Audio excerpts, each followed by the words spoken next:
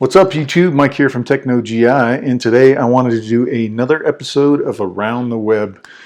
And of course there's always stuff changing, always stuff going on in the tech world, but here are 4 things that kind of jumped out at me.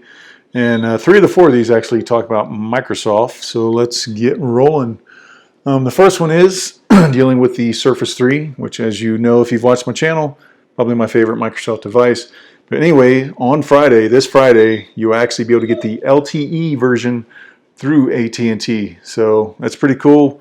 I'm a little disappointed just due to the fact that mine's not LTE, and I really like an LTE version, just due to the fact because then I can fly with it, you know, and use it as far as the GPS and such.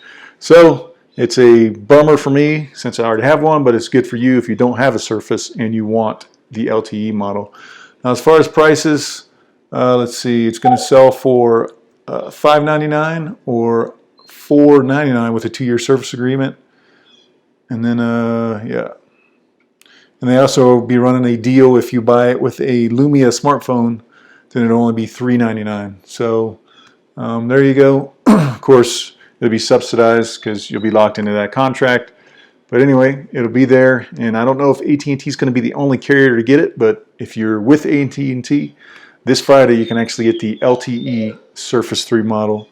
And my dog is in the background whining. Hopefully you don't hear. She's literally the video bomber. I think in every single one of my videos, my dog is in it in some way, shape, or form. Anyway, I digress. All right, so next is, again, sort of dealing with Microsoft. Actually not, but it is Logitech. So they have actually created a keyboard case that essentially turns your iPad into a Surface. So I guess they say imitation is the sincerest form of flattery.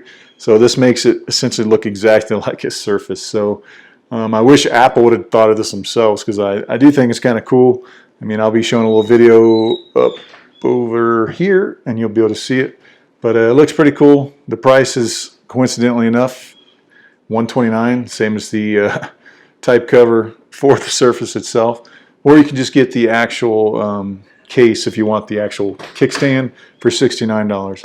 But it's out there. It's made by Logitech, who you know obviously always usually makes good keyboards. So looks like a good solid product. So if you've got an iPad and you've got Surface envy, then you can order this case. So check it out.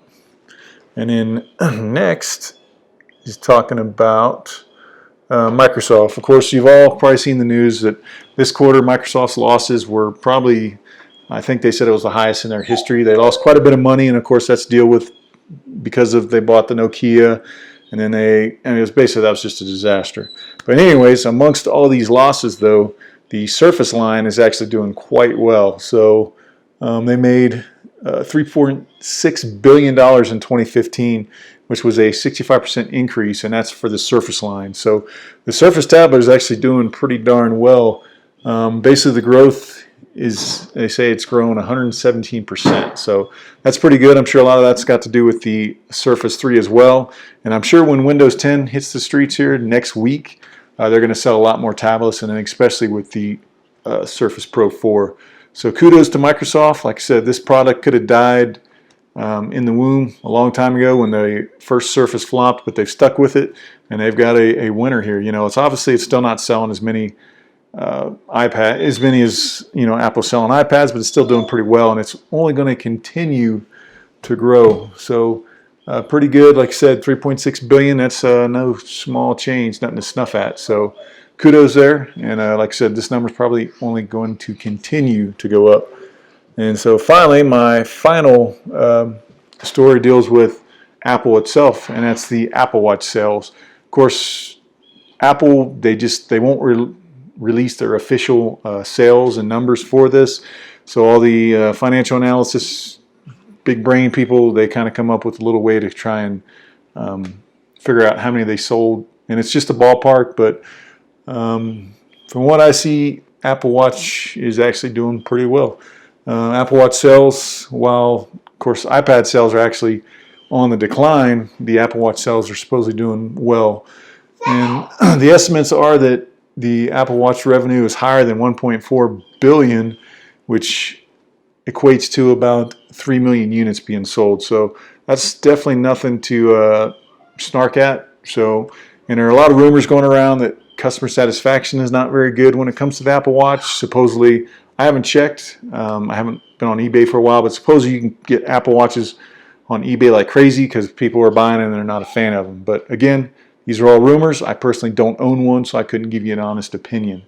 But obviously, 1.4 billion, 3 million units, nothing to snark at. So obviously, it's selling. So don't know who's buying it, but apparently over 1 million people are. So kudos to Apple there. I'm still not personally convinced and a fan of it.